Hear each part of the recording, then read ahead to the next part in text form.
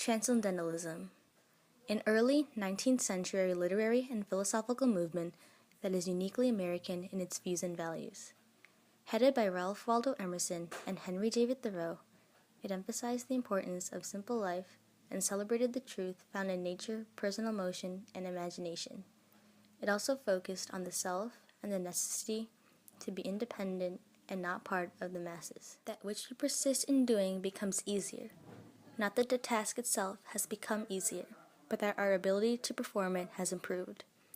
Through practice, we are able to improve in quality, not quantity. As the saying goes, practice makes perfect. People seem not to see that their opinion of the world is also a confession of their character. Your words about others reflect your heart.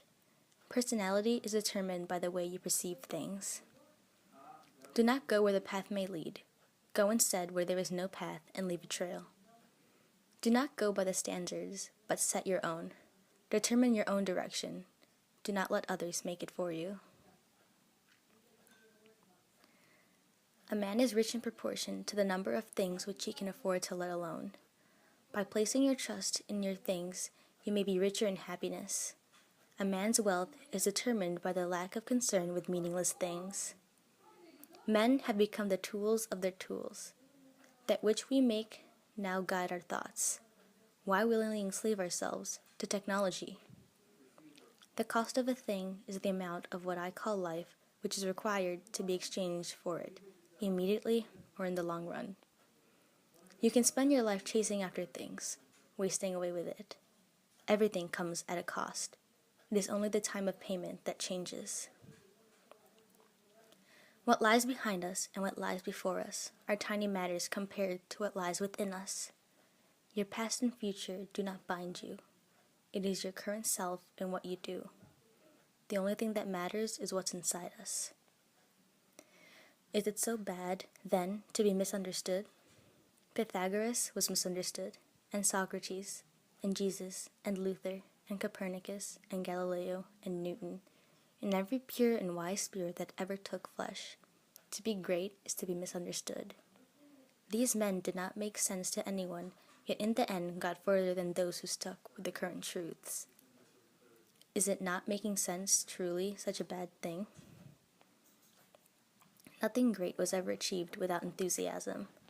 Great things happened because someone wanted it to happen and worked for it with everything they had. What are you trying to do?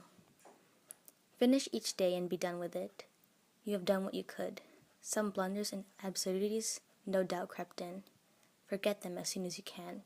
Tomorrow is a new day. You shall begin it serenely and with too high a spirit to be encumbered with your old nonsense. Do not live in the past. Live for tomorrow and what it can be. When the new day comes, do not let the yesterday affect your today. Begin it with high spirits and confidence. It is easy in the world to live after the world's opinion. It is easy in solitude to live after our own. But the great man is he who is in the midst of the crowd, keeps with perfect sweetness the independence of solitude. Are you following the crowd? Are you hiding yourself? Life is a journey, not a destination. Stop and smell the roses. Look at all that is around you. Do not let everything slip by because you are focusing on the end. Simplicity, simplicity, simplicity. Instead of 3 meals a day, eat but 1. Instead of 100 dishes, 5, and reduce other things in proportion. Simplify life by getting rid of unnecessary details. Instead of focusing on every little thing you encounter, focus on the big picture as a whole.